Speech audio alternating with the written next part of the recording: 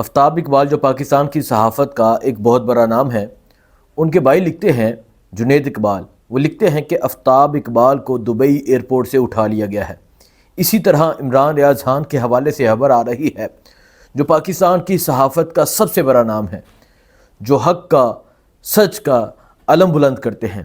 عمران ریاض کے حوالے سے خبر آ رہی ہے، سہراب برکت ہیں ہمارے صحافی بھائی ہیں، وہ لکھتے ہیں کہ عمران ریاض خان کے بھائی سے رابطہ ہوا، وہ یہ کہہ رہے ہیں کہ کل سے عمران ریاض سے کوئی رابطہ نہیں۔ میں یہ دعا کرتا ہوں کہ اللہ ان کی سلامتی رکھے۔ عمران ریاض خان، آپ کو پتہ ہوگا کل ان کا ولاگ بھی نہیں آیا اور ابھی تک ان سے رابطہ نہیں ہو پا رہا۔ اس حوالے سے بات کرتے ہیں ملک ادریس، جو عشق کی بہت بڑی مثال ہے۔ ملک ادریس سامنے گھر تھا، عمران خان کی تصویر تھی، اوپر پاکستان کا پرچم تھا اور سامنے اٹھا ہوا جنازہ یہ بتا رہا تھا کہ عشق کی انتہا ہے، اور یہ عشق عمران خان سے ہے، یہ عشق پاکستان سے ہے۔ ملک ادریس جس نے روزے رکھے، جس نے پاکستان کے لیے، عمران خان کے لیے ڈی چوک میں گولی کھائی، اور گولی مارنے والے کون تھے، اس حوالے سے بات کرتے ہیں۔ 190 ملین پاؤنڈ کیس جو اڈیالہ جیل میں زیر سماعت تھا، اس کا فیصلہ محفوظ ہو گیا۔ 6 جنوری کو اس کا فیصلہ سنایا جائے گا۔ اتنی دیر کے بعد اس کا فیصلہ کیوں سنایا جائے گا، اس حوالے سے بات کرتے ہیں۔ اور آج مذاکرات کی ٹیبل پر حکومت اور اپوزیشن بیٹھی ہے۔ آج مذاکرات کی ٹیبل پر حکومتی اراکین اور اپوزیشن کے اراکین بیٹھے ہیں۔ کیا بات چیت ہوئی ہے، آئیے آپ کو آج کے ولاگ میں بتاتے ہیں۔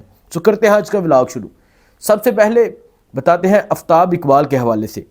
آفتاب اقبال، جن کو ان کے بھائی لکھتے ہیں کہ کل ان کو دبئی ایئرپورٹ سے اٹھایا گیا، گرفتار کیا گیا دبئی ایئرپورٹ سے۔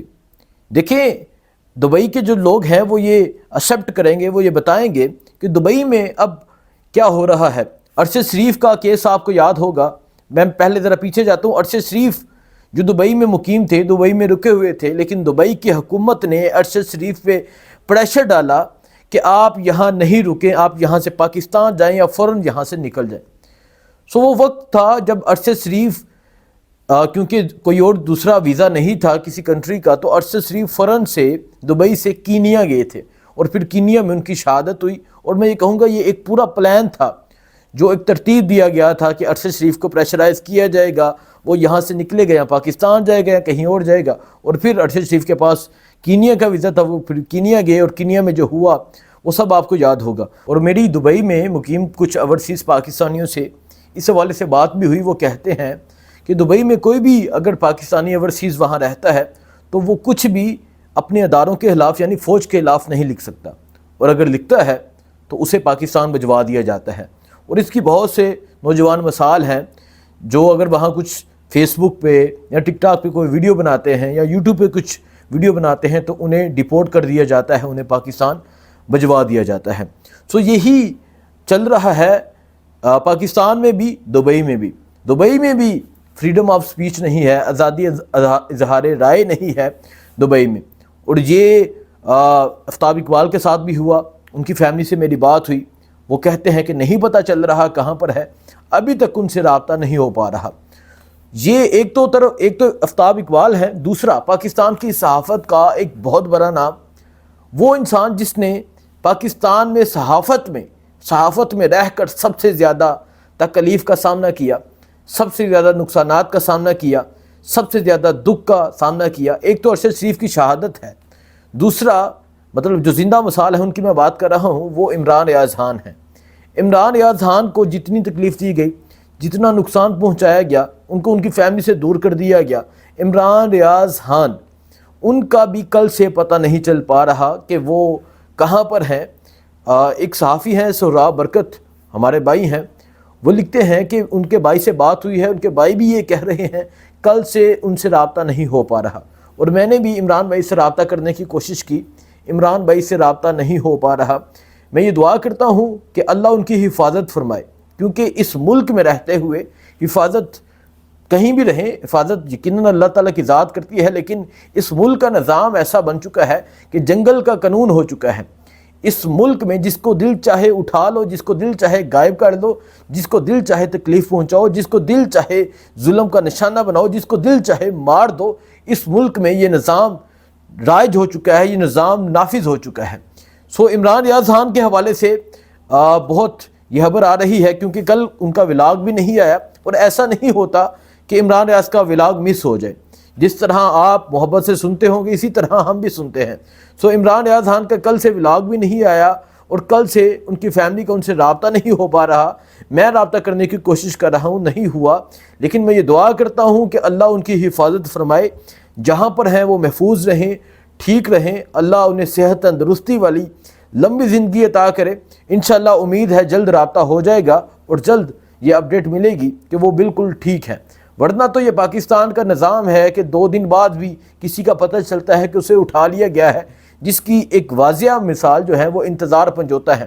انتظار پنجوتا کو اٹھا لیا گیا، اگلی رات پتہ چلا تھا کہ انتظار پنجوتا کو اٹھا لیا گیا ہے، کیونکہ کچھ ایکٹیویٹیز انسان کی اپنی بھی ایسی ہوتی ہیں کہ انسان کہیں گیا ہوتا ہے، نہیں پتہ چلتا کہ اٹھا لیا گیا ہے، اور جب رابطہ نہیں ہو پا رہا ہوتا تو تب پتہ چلتا ہے۔ سو عمران بھائی کے حوالے سے میں آپ سب سے یہ اپیل کروں گا کہ آپ سب بھی دعا کریں کہ اللہ انہیں صحت تندرستی والی زندگی دے۔ 190 million pound case, 190 million pound case جو اڈیالہ جیل میں زیر سماعت تھا، بشرا بی بی کو اس میں نامزد کیا گیا، عمران خان کو نامزد کیا گیا، اور 190 ملین پاؤنڈ سے میں آپ کو صرف چھوٹا سا بتا دوں کیونکہ یہ ہر ولاگ میں بتانا لازم ہے کہ عمران خان کا اس میں قصور یہ ہے کہ اس نے یونیورسٹی میں بچوں کو سیرت نبوی صلی اللہ علیہ وآلہ وسلم پڑھائی، مطلب یونیورسٹی والوں کو کہا کہ یہ درس دیا جائے، لوگوں کو یہ بتایا جائے کہ نبی پاک نے کس طرح زندگی گزاری۔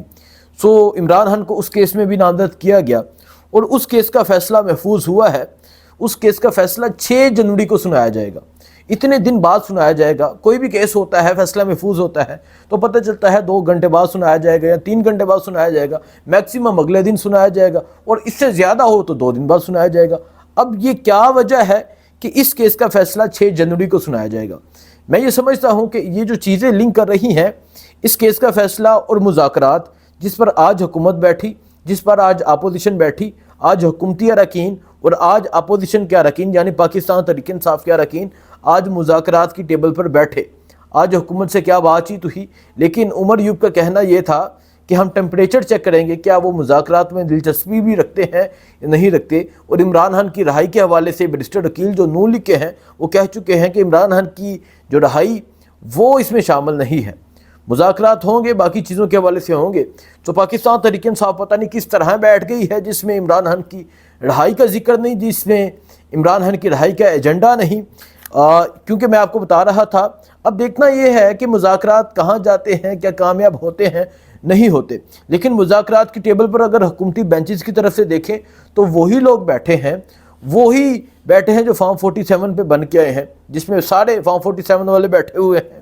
اور اسی طرح 190 ملین پاؤنڈ کا کیس، اس کا فیصلہ 6 جنوری کو سنایا جائے گا۔ اب 6 کو کیا فیصلہ آتا ہے یہ دیکھا جائے گا، لیکن یہ دکھ ہے، یہ افسوس ہے جو ہو رہا ہے۔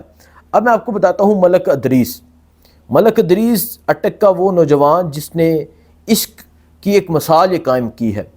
اوپر گھر کے اوپر پاکستان، اس کے گھر کے اوپر پاکستان کا جھنڈا لگا تھا، عمران خان کی تصویر لگی تھی، اور سامنے جنازہ اٹھا ہوا تھا، اور سامنے اٹھا ہوا جنازہ یہ بتا رہا تھا کیا یہ عشق نہیں تو اور کیا ہے۔